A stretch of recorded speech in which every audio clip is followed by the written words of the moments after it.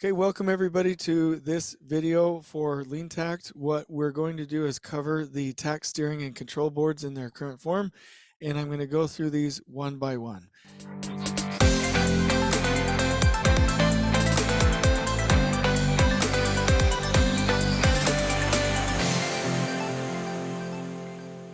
And so I want to start out by saying that there is a definite meeting structure that we follow, and I will review this at the end, but throughout the meeting structure on a normal, like let's say $100 million job, you are going to see the progression from the team meeting on Monday, according to how I do it, to the team meeting for the strategic planning and procurement meeting where they're planning the strategic long-term vision of the project, to the trade partner weekly tactical where they do the weekly work plan and look ahead planning to remove roadblocks, to the daily foreman huddle, to when we communicate the plan to the workers every day, and when the crew prepares themselves, all the way to when we talk to the project manager and project engineer and make sure that roadblocks are being removed by the entire team.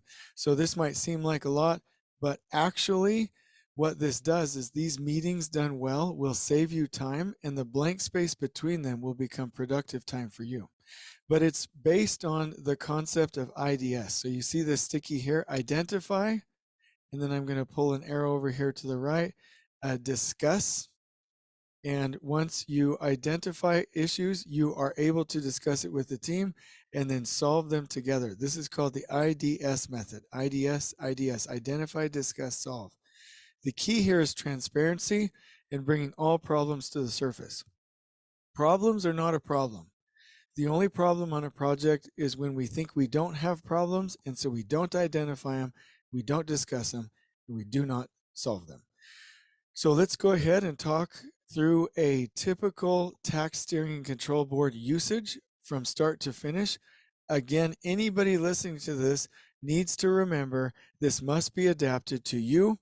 This must be adapted to your project or your projects, your circumstances, your way of doing business. We're simply giving you a template from which you can go ahead and design your own system. All of these are available for anybody. Just reach out to me at jason.s@elevateconstructionist.com. The first thing that we want to do when we're using the boards, and we will be doing this in the team meeting, is making sure that every week we have site coverage. So let me zoom in to this portion over here to the left and explain how this is done very quickly. Okay, so the site coverage Monday through Friday, hopefully you don't have to work Saturday. The site coverage is maintained by each individual person, the project manager, superintendent, assistant, field engineers, PEs, or if you're in Europe, the site managers, specific positions, and foremen, whatever you call them throughout the world internationally, the people on the team, going home and talking to their spouses and loved ones and saying, hey, what schedule works best with home? So let's say that the project manager came home and talked to his spouse, or she talked to her husband and said, hey, we're creating a coverage schedule. The team wants to know, when do you want me home and when can I work late? The first thing your spouse is going to do is say, are you crazy? You've never asked me this before. Are you high? Like, what is going on here? But once you get past that and you say, honey, I'm serious. I want to create a schedule that works for you, for the kids, for everyone I have at home.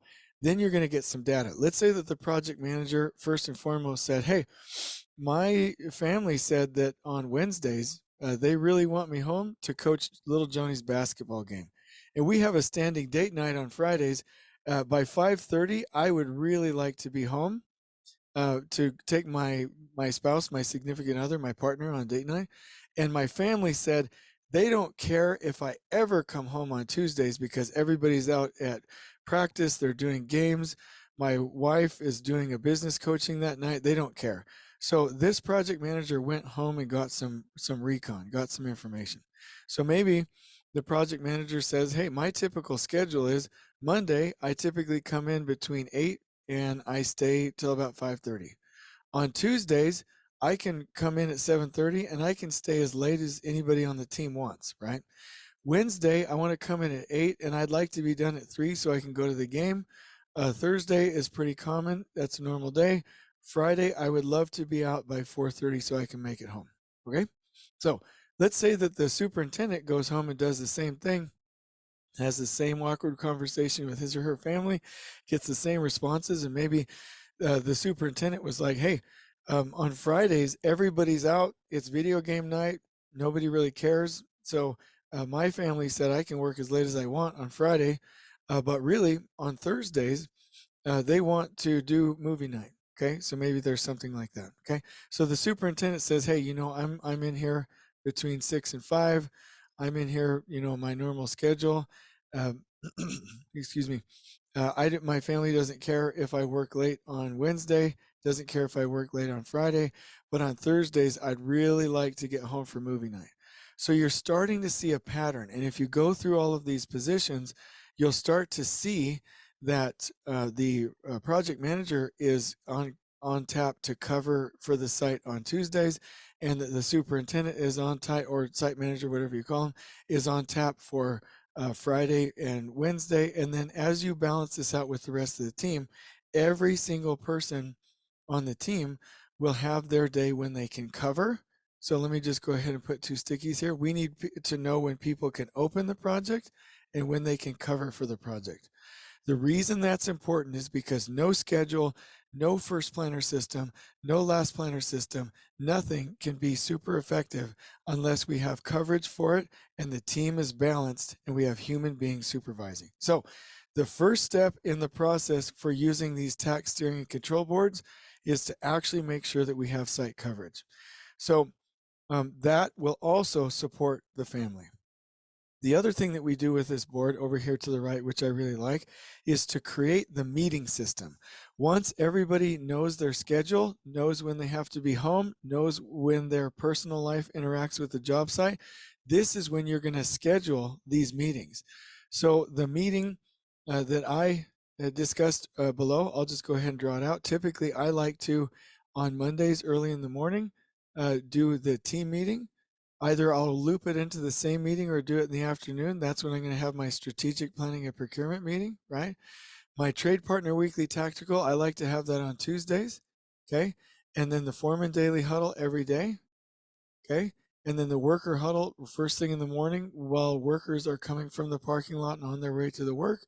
Crew preparation huddle right behind it, and then the actual team huddle where we're removing roadblocks right behind it. So what you do with your team is you say, "Hey, this is our meeting cadence, and if Jason Schroeder was doing this, this is what it would look like." I would obviously beautifully format it, but this is where the team, hey, knows, this is how we are going to run our project site. So under the conditions of satisfaction section, we are scheduling our meetings and when these things are going to happen so that everybody knows how we communicate. Now, if somebody was going to say to me, which is fair, "Hey, Jason, I hate meetings. Meetings are stupid. I don't like what you're saying. There's a lot of meetings that you're talking about." Let me clarify. Stupid meetings are stupid. Good meetings are absolutely amazing. And so meetings done right will save you more time than almost anything else that you can do. And if you ever want a book that you can reference, it's called Death by Meeting by Patrick Lencioni. It's absolutely fantastic.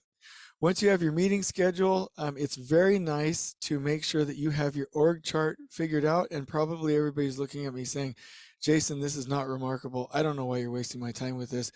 Org charts have been around for hundreds of years and every job has one." This is what I'm talking about. I want your org chart spread out, and I'll just go ahead and put a sticky here for it, by location, or if that doesn't translate, by geography. There are projects where they say, "Hey, this superintendent," and actually, let me just go ahead and draw this. They'll say, "Hey, here's the project manager, here's the superintendent, right? They oversee the rest of the staff. And I've got one superintendent that's over MEP, one superintendent that is over architectural scope. I've got, they're assigning people by scope. I would not do that. I would not do that. I would make sure that the project was broken out by phase here. So if it was exterior, right, and maybe interior, right, and then maybe you have site work or structure, whatever you want to do, I would organize my positions by geographical location, because that will align with your TAC planning systems, and it is the best way to run projects because we need geographical control, right? Like when we go into the military, you wouldn't assign units by, hey, I want you to shoot pistols, and this other unit, I want you to shoot rifles, and this other unit, I want you to drive tanks. You would say, no, this unit is on this, in this geographical location, assigned to this front, and you would geographically try to advance against the enemy. We do it the same way in construction. So your org chart here is specifically designed to make sure that you have an accountability chart by location.